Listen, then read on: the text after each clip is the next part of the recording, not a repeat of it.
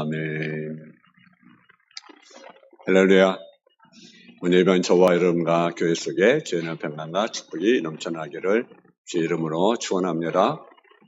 에베소 6장 1절의 사절 말씀을 가지고 네 부모를 공경하라 라고 하는 제목의 말씀을 가지고 말씀을 드리겠습니다. 우리는 부모님이 계셨기 때문에 세상에 태어났습니다. 그러므로 부모님은 우리에게 있어서 생명의 전달자입니다. 부모를 낳아줄 뿐 아니라 양육하느냐고 온갖 수고를 다 아끼셨습니다. 때가 되면 먹을 것을 마련해 주시고 잠자리를 가려 누워주시고 병이 나면 간호하느냐고 밤을 새워 보살펴 주시며 애써 공부시켜 주시고 자신을 위해서 어떤 힘든 일, 위험한 일도 생명을 아끼지 않고 뛰어드는 것이 부모님이십니다. 부모님은 자식이 생명을 마치 자기 생명같이 아끼고 사랑하시고 자녀를 위해서 어떤 희생도 하게 바르시는 것이 부모님이십니다. 부모님은 자식이 아무리 나이가 많고 늙어도 자식을 어린애처럼 생각하고 원하는 마음이 변함이 없습니다. 그럼 우리가 따뜻한 부모의 사랑에 보답하고 부모를 공경하는 것은 자식의 도리입니다. 인류가 창조되었을 때 부모와 자식의 관계는 끊을래야 끊을 수 없는 그런 관계입니다. 그러므로 하나님께서 광야에 이스라엘 메시아의 10점의 계명을 주었는데 그 중에 인간과 관계는 첫 번째 계명이 무엇입니까? 네 부모를 공경하라. 그러면 네 생명이 길리라고 출애굽기 20장에 우리에게 말씀하고 있습니다. 그럼 첫째로 왜 우리가 부모님을 공경해야 되는가라는 거죠. 그것은요, 나는 하나님의 명령이기 때문에 그렇습니다. 오늘 보면 자녀들아 전에서 너에게 순종하라. 이것이 옳으니라. 부모에게 순종하라고 말씀하고 있습니다. 우주 만물과 인간을 창조하신 하나님께서는 우리의 생명과 삶의 복을 주기 위해서 가정을 만들어 주셨습니다. 그리고 가정의 질서를 유지해서 효도를 명령하신 것입니다. 우리는 이것이 하나님의 명령이기 때문에 우리는 순종하고 우리가 지켜야 한다라는 거죠. 잠언 3장 1절에 보게 되면 내 아들아 나의 법을 잃어버리지 말고 네 마음으로 나의 명령을 지키라고 말씀하고 있습니다. 잠 6장 23절에 보게 되면 계저 명령은 등불이요 법은 빛이요 훈계의 책망은 곧 생명의 길이라고 말씀하셨습니다. 효도는 하나님의 명령이기 때문에 우리가 반드시 우리가 지켜야 됩니다. 군대는 명령에 살고 명령에 죽습니다. 우리는 하나님께서 명하신 부모 공경을 반드시 우리가 지켜야 됩니다. 출애굽기 20장 12절에 보게 되면 네 부모를 공경하라. 그러면 네 하나님 여호와께서 네게 준 땅에서 네 생명이 길리라고 우리에게 말씀하셨습니다. 하나님께서는 십계명을 통해 모든 도덕의 기본이 말씀하시기를 자녀들아 주 안에서 너희 부모에게 순종하라. 이것이 옳으니라. 네 아버지와 어머니를 공경하라. 이것이 약속 있는 첫 계명이니 이는 네가 잘되고 땅에서 장수하리라. 우리 하나님의 명령이기 때문에 반드시 우리는 지켜야 된다라는 거죠. 근데 이 효도는요, 우리 기독교뿐 아니라 다른 종교에서도 가르치고 있습니다. 우리 조선 시대 이조 500년 동안 우리나라 백성들의 정신을 지kin 유교가 뭘 강조하고 있습니까? 효도를 강조하고 있습니다. 근데 우리 기독교에서 말하는 효와 또 다른 쪽에서 말하는 효는 다릅니다. 우리 기독교에서 말하는 효는 무엇입니까?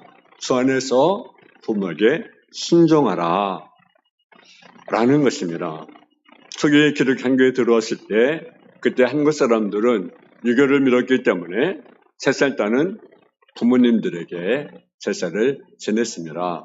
그리고 부모를 위해서 제사를 드리는 것이 마치 효도인 것처럼 그렇게 인식이 심어졌습니다. 그래서 우리 조선시대에는요, 부모가 돌아가셔도 반드시 제사를 드렸습니다. 그것이 효도라고 생각을 했던 거죠. 근데 우리 기독교는요, 살아서 효도를 가리킵니다. 여러분, 돌아가신 부모님에게 제사 지내고 음식을 차린다고 해서 여러분 돌아가신 부모님이 여러분에게 오셔서 여러분 음식을 먹습니까? 떡을 먹고 과일을 먹고 음식을 먹습니까? 그렇지 않습니다. 잘못된 거죠. 그런데 기독교는 죽은 부모에게 제사 지내지 않는다고. 그래서 기독교는 불의의 종교라고 그렇게 핍박을 가했던 것을 우리가 보게 됩니다. 기독교인들은 죽은 부모에게 제사를 드리지 않는 자기 부모를 몰라보는 불효자시라고 하여 몹시 핍박을 하였습니다. 그러나 성경에는 부모에게 효도라고 말씀을 많이 하고 있습니다. 다만 방법이 다를 뿐입니다. 기독교는 살아계신 부모에게 효도하라는 것이고 주 안에서 효도하라는 것입니다. 주 안에서 효도하라는 뜻은 기쁜 뜻이 있습니다. 부모님은 세상에서 보내진 하나님의 크신 은혜에 감사하고 하나님의 말씀을 쫓아서 효도하라는 것입니다. 또 다른 뜻은 저를 효도하는 것은 무엇입니까? 예수님이 효도에 뭐가 되었습니까? 모범을 보였습니다. 그래서 예수님은요, 어려서부터 그가 성장하기까지 3세까지 성장하기까지요 부모님에게 효도를 열심히 하셨습니다. 그리고 여러분 예수님이 십자가에 달려 돌아간 그 마지막 순간에게 얼마나 그 고통스러웠습니까? 물러가피를 탁 쏟으셨는데 그때 예수님이 하신 말씀 중에 하나가 무엇입니까? 네 어머니다. 누구에게 부탁합니까? 사랑하는 제자에게 어머니를 부탁하는 모습을 우리가 보게 됩니다. 예수님 효도의 모범이 되었습니다. 우리 마음이 기쁠 때나 슬플 때나 괴로운 일에게 닥쳐와도 항상 변함없이 부모님에게 효도를 다해 줄 줄로 믿습니다. 또 왜 효도해야 되냐? 부모를 공경한 자에게 무엇이 있습니까? 복이 있기 때문에 그렇습니다. 오늘 이 자리에 보면 네 아버지와 어머니를 공경하라. 이것이 약속에 있는 첫 계명이니 이로써 네가 잘되고 땅에서 장수하리라. 부모를 공경하는 것은 약속에 있는 첫 계명이다. 땅에서 잘되는 복이 있다고 분명히 말씀하고 있습니다. 6기 1장에 보게 되면 1장 10절에 보면 모함 여자 룻이 나옵니다. 이 룻은요 성산 가부가 되었습니다. 아무도 의지할 데가 없는 거죠. 더구나 누구를 모시고 있습니까? 시험이 나오미를 모시고 있습니다. 요즘 세상 기준을 못 듣는 여러분 모시겠습니까? 뭐가 여러분 배경이 있거나 뭐가 재산이 있거나 그런 것도 아니고 남편도 잃었고 자녀를 잃었고 이제 홀로 혼몸인 그런 시어머니를 모시겠습니까? 근데요 지극정성으로 그 시어머니를 모십니다. 여러분 고향으로 돌아갑니다. 가진 것 없는 힘없는 그 시어머니를 지극정성으로 모시게 됩니다. 그것이 보아스의 눈에 들어서 그와 재혼하여 오벳이나 아들을 낳아 행복한 삶을 살았습니다. 그가 누굽니까? 다윗 왕의 조모가 되었으며 그 후세는 누가 태어나게 됩니까? 메시아가 태어나는 축복을 누리게 됩니다. 여러분 이것이 최고 축복이 아니겠습니까? 내 편리를 찾아서 내 세상을 찾아서 갔다 간다면 그런 축복을 받았겠습니까? 아니죠. 지극정성 효도의 결과로 그런 결과를 가져오게 되었습니다.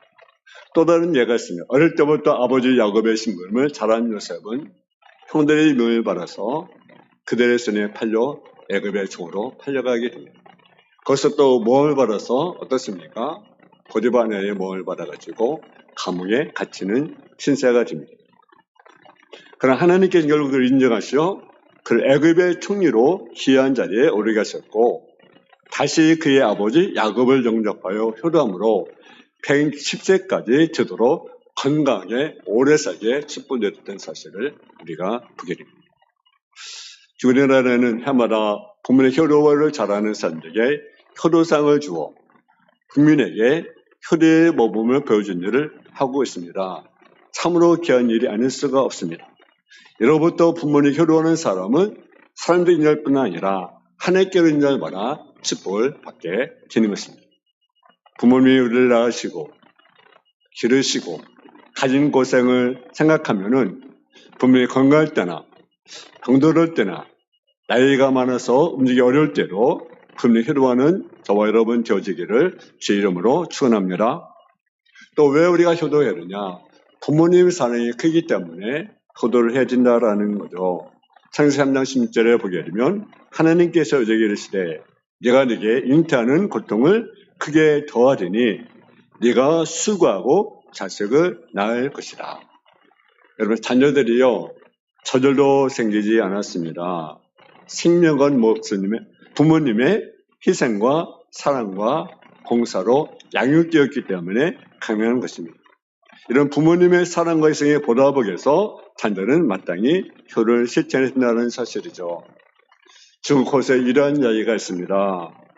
원숭이 새끼를 어미시 떼어내려자 그 원숭이가 새끼를 따라서 백리를 쫓아갔습니다. 그리고 결국은 죽었습니다. 근데 조세에 보니까 창자가 토막토막 끊어져 있다라는 것입니다. 또 또 깨꼬리 새끼를 어미에서 떼어놨더니 어미가 울지 않는 채 얼마 있다가 죽었다는 것입니다.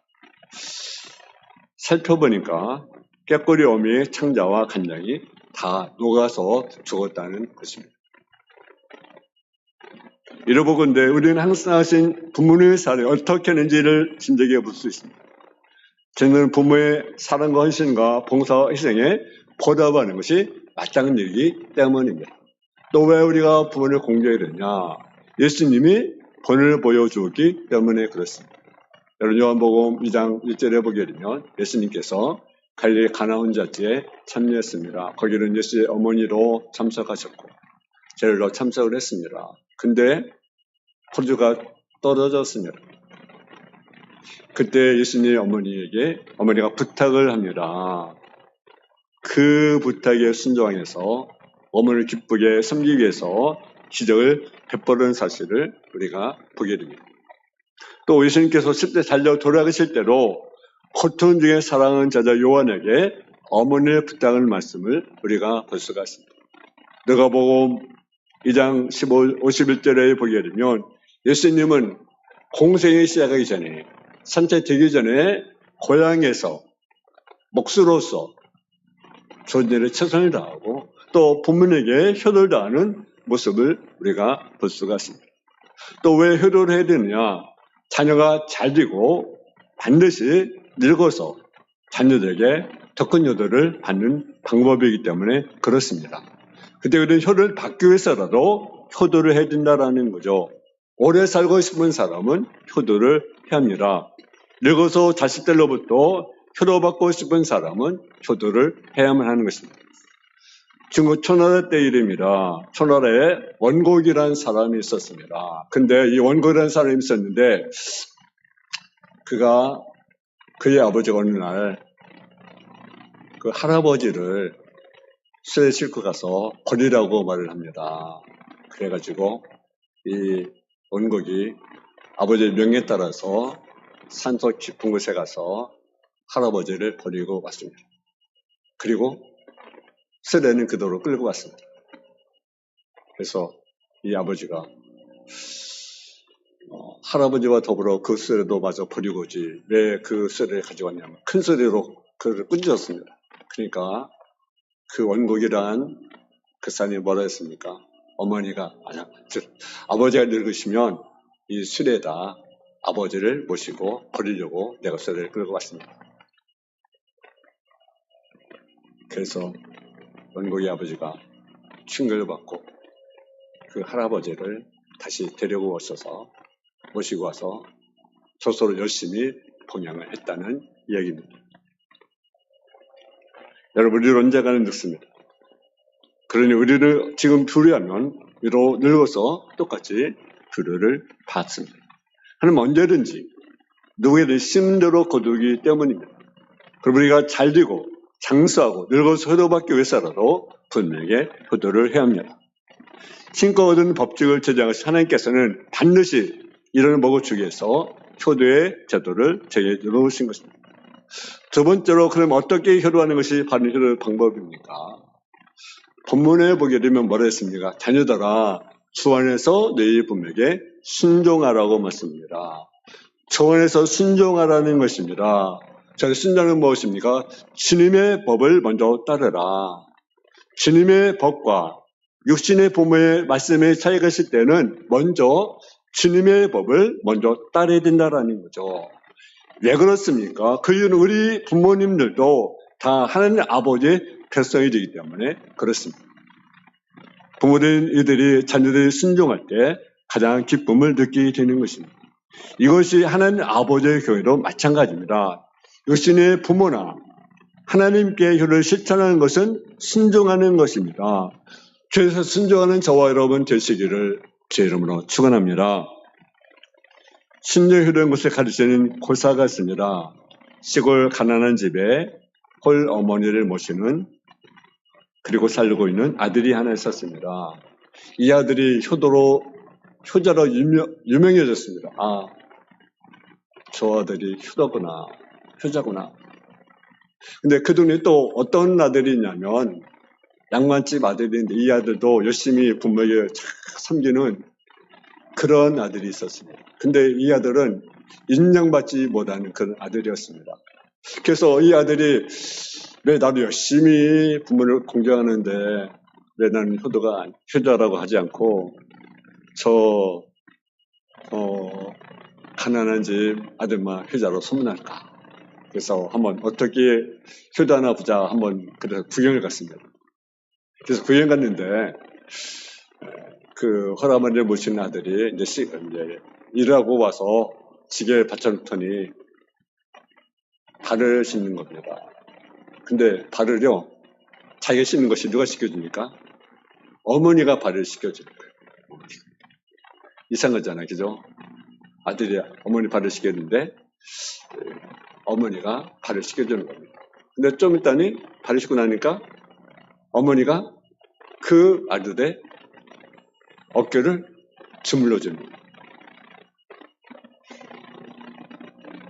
그래서 이 양반집 아들이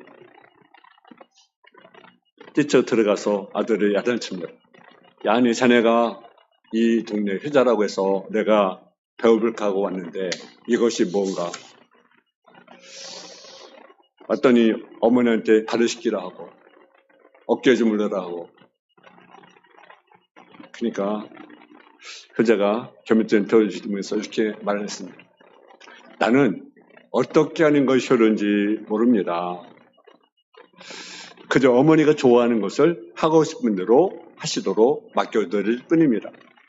내 발을 씻기는 것도 내 어깨를 주무르는 것도 모두 어머니가 좋아하는 것 뿐입니다. 양반집 아들은 이 말을 듣고 효와 관련해서 큰 깨달음을 얻었다는 이야기입니다. 우리나라 부모를 공경해야 한다라는 거죠. 쉽게 나는 공경하는 말은 히브리어 키보드는 말인데 이 말은 어떤 말이냐? 가장 무겁게 여긴다는 것입니다. 부모님의 공경한다는 것은 부모를 귀하게 여긴다는 거죠. 무겁게 여긴다는 거죠. 존귀하게 여긴다는 거죠. 그리고 이 말은 시간이라는 말로도 사용되는데 생명의 중심이 진다는 의미였습니다. 공경이란 이처럼 없어서는 안 될 가장 귀중한 것이라는 뜻입니다. 부모님께 이렇게 해드린 것이 효도인 것입니다. 잠언 23장 22절에 보게 되면 널 낳은 아비에게 청정하고 네 늙은 어미를 경히 여기지 말지니라. 얘기에 의하면 근자는 그 어머니의 거울을 잃어버리고 그 장점만을 들어 존경한다고 했습니다. 부모가 많이 배워서거나 부모가 재산이 많거나 부모가 명예 때문에 벼슬 때문에 존경하는 것이 아니라 낳아주시고 길러주신 은혜 때문에 기정이고 공경해야 한다는 것입니다. 그런 때로는요 부모가 많이 배우고 재산이 많고 명예를 가지고 있으니까 존경하고 가진 것이 없고 배운 것이 없고 그러면 무시한 경이 없다는 것이 우리들의 모습이 아니겠습니까? 그것은 공경이 아니라는 거죠. 다만 나아지신 기도시 은혜 때문에 기정이고 공경하라라는 거죠. 그러나 부모님들이 예수 믿고 구원받으시게 해준다라는 거죠. 영원히 구원받아 잘되고 평안하도록 기도하는 것. 그 은혜에 생할 수 있도록 안내하고 도와주는 것이 효도입니다. 세상의 부귀영화는 뭡니까? 풀의 꽃과 같다고 말하고 있습니다. 풀은 마르고 꽃은 시를 수밖에 없는 것입니다. 부모님 예수를 믿고 구원받아 천국 가시도록 하는 것이 가장 큰 효도인 것입니다. 인간은 모르는 땅에 나그네 인생을 살아갑니다. 부모님들이 구원받아 하나님 본향에 이룰 수 있도록 우리가 애를 써야 된다는 거죠. 그래서 가장 큰 효도가 뭡니까? 바로 부모님을 전도하는 것입니다. 생각해보세요. 부모님께 아무리 좋은 것을 사드리고 그럴지라도 나중에 부모님이 죽은 후에 그 영혼이 영원한 지옥에 떨어진다 한다면 어떻게 되겠습니까? 그러니까요, 부모님의 영혼을 구원해서 끊임없이 기도하고 안 믿는 부모님이 있으면 그들의 영혼을 품고 전도를 해야 되는 것입니다. 여러분, 지옥이 어떤 것입니까? 지옥은 예수 믿지 않고 죽은 사람이 죽은 즉시로 가는 것입니다. 그곳엔 영혼이 꺼지는 유황불이 타는 것입니다. 유황불 때 얼마나 뜨겁고 영역 지려간 줄 아십니까? 그 뜨거운 불길과 지려간 연기가 타오르고 전국치는 것이 바로 지옥입니다. 도망칠 수도 없습니다. 멈출 수도 없습니다. 도망칠 수 있으면 다행이죠. 멈출 수 있으면 다행이죠. 도망칠 수도 없고 멈출 수도 없고 잠깐이면 다행입니다. 근데 멈출 수도 없고 도망칠 수도 없고 잠깐인 것입니까? 영원한 고통, 영원한 형벌, 끊임없는 유황불이 활활 타오르는 곳에 고통받는 것이 바로 지옥입니다. 그래서 우리는 안 믿는 부모님들이 예수 믿지 않는 분들은 빨리 전도해야 됩니다. 빨리 천국 가도록 전도해야 되는 것입니다. 다시는 사망과 고통과 저주와 눈물이 없는 영원한 천국에 가도록 우리가 전도해야 되는 것입니다. 그것이 가장 큰 효도라는 사실이죠. 어른 사람은 말합니다. 가족 전도는 어렵고요.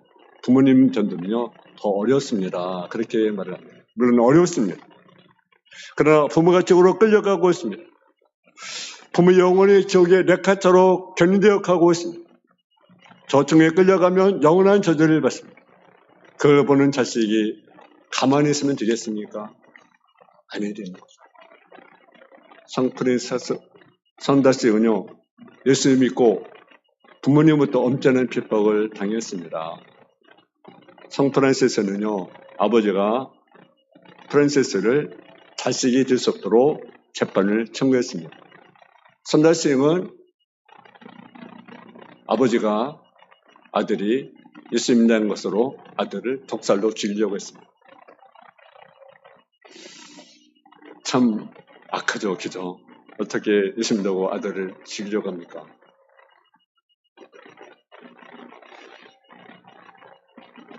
그러나 이들은 쫓겨난 후에도 부모 영혼에서 기도하고 계속 편지를 씁니다.